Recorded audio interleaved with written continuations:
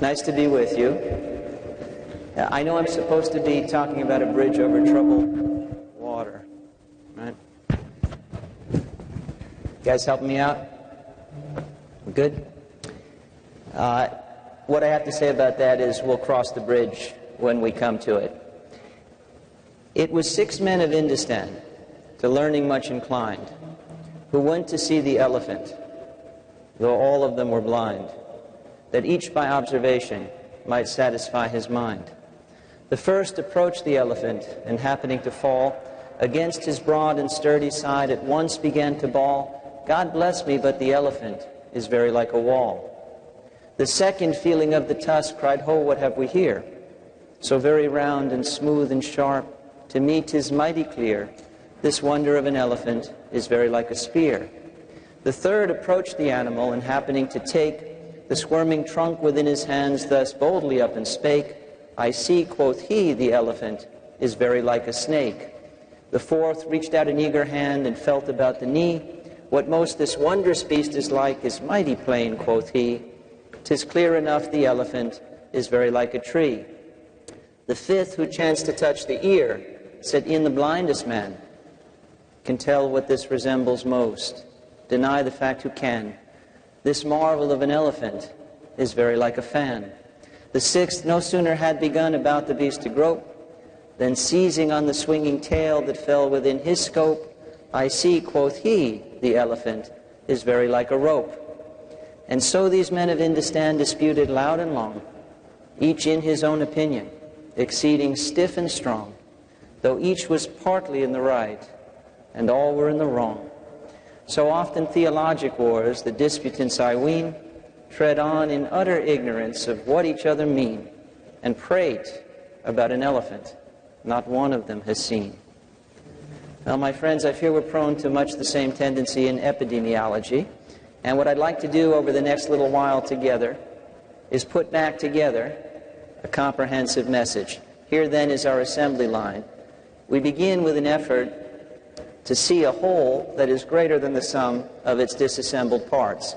I want to talk about our hands, the peril, promise, and problem, using the right metaphor, getting professional help, helping thyself, climbing the spiral stair, using the big spoon, and taking the fork in the road. With regard to our hands, I was invited here to Orlando, and thank you very much, by the way, it's a pleasure, to address an audience interested in anti-aging. So presumably what that has to do with is stopping the clock. And I would argue that in many ways it's the wrong mission. And I don't mean to dispute the basic mission of the organization, but of course we can't stop the clock. And whatever the promise is or isn't with regard to such interventions as resveratrol, which was in the news this week, I'm not sure that's really the prize. We are going to age. But the issue then becomes, what about the potential power to improve how we live that's already in our hands? I don't know if there are any other fans of the movie Braveheart in the room. And if we're going to talk about that movie, we have to forgive Mel Gibson's many transgressions. But his character, William Wallace, tells us, all men die. Not all men truly live. Now, if we replace men with people and ignore the tendency to drunken anti-Semitic rants, William Wallace had something worth listening to there, I think.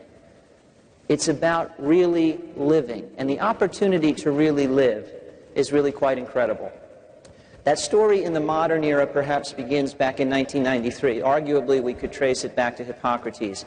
In 1993, Bill Foege and Mike McGinnis published a seminal paper in the Journal of the American Medical Association entitled Actual Causes of Death.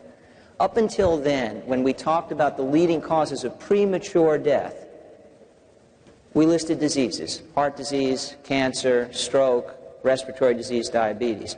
McGinnis and Foege said diseases are not causes. Diseases are effects. And what we want to know is effects of what? What is causing the diseases that are taking years from life? Very opposite, the antithesis, if you will, of anti-aging. But maybe more importantly, taking life from years because they are chronic diseases. And the answer was a list of 10 factors which overwhelmingly each of us can control in our daily lives. But the list of 10 need not concern us here this morning because it in turn was overwhelmingly dominated by just the first 3. And the first 3 were tobacco use, dietary pattern, and physical activity, or what I like to refer to as how we use our feet, forks, and fingers. Feet, forks, and fingers were the leading causes of premature death and chronic disease, things taking both life from years and years from life in 1990.